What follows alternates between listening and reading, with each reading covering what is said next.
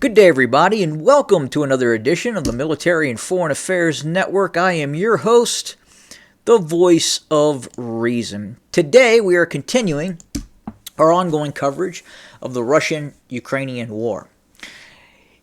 Now, information is leaking out from NATO sources that would indicate that Russian efforts against the Ukrainians are really starting to pay dividends in this ongoing pressure campaign that we are continuing to watch.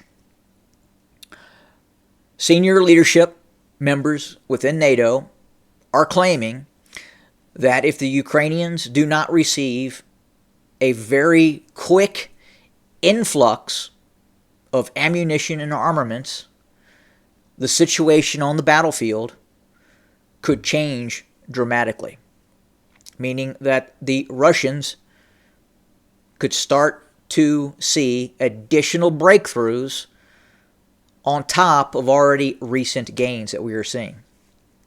So, for instance, if we go to the Bakhmut area of operations, and again, we are looking both north of Bakhmut and we are looking south of Bakhmut as well. And if we go back from the January 29th and we go back, we're going to go back just a couple of weeks. I'm going to go back to January 10th, 8th, my apologies. And we're going to fast forward so you can see what is happening on the ground and the current strategy by Russian forces. So again, pay attention to this area here, which is basically the top 2/3 of your screen. So here we go.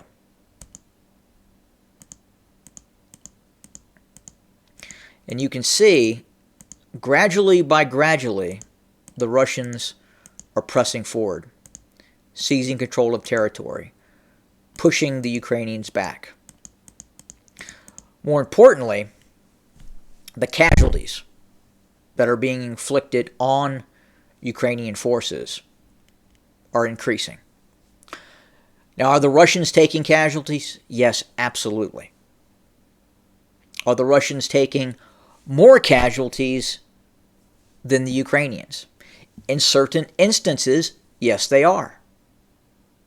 But at the same time, in other instances and other battles that are taking place, not always mentioned by Ukrainian propaganda outlets, the Russians are dishing out better than they are getting. The nature of war. Now, the problem for the Ukrainians is the military-industrial complex, the Russian military machine that is ramping up, that is gearing up. I want to read a very interesting release of information from the UK Ministry of Defense. And again, this kind of shows you what's happening inside of Russia right now as it converts to a total war mindset. And it's called Back to the USSR, this piece. Away from the battlefield, the British Defense Ministry said Sunday in its daily intelligence update on Russia's invasion of Ukraine that the return of basic military training in Russia's secondary schools highlights an increasingly militarized atmosphere in Russia. The training for secondary schools becomes mandatory in September. Russia announced similar mandatory training for university students in December. The return of military curriculum into Russian schools, the British ministry said, is likely a deliberate invocation of the Soviet Union, which had similar military curriculum for schools. Ukraine's National Security and Defense Council chief stated that Moscow was preparing for a new offensive on February 24th, the anniversary of the Russian invasion.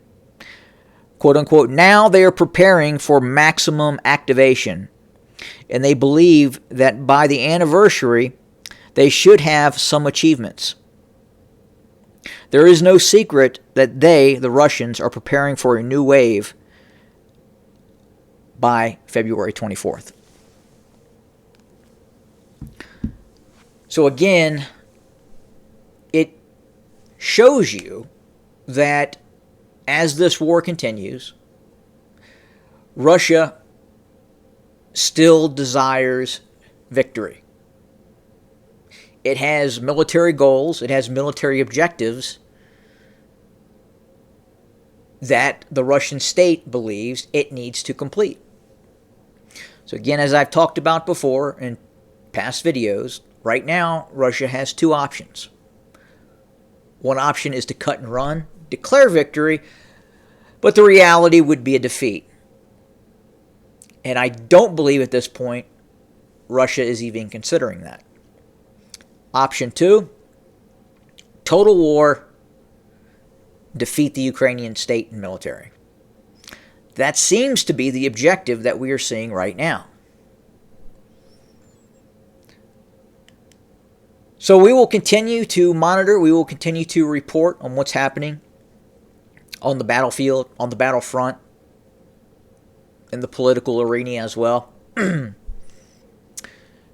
But again, we will continue to watch very closely what's happening near Bakhmut, areas around Bakhmut.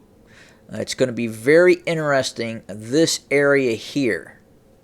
Again, the Russians are trying to encircle or envelop Bakhmut from the southwest. If they are able to press up and seize control of this town or this area here, Chasiv Yar, this would effectively cut off the ability of the Ukrainians to resupply its forces in Bakhmut.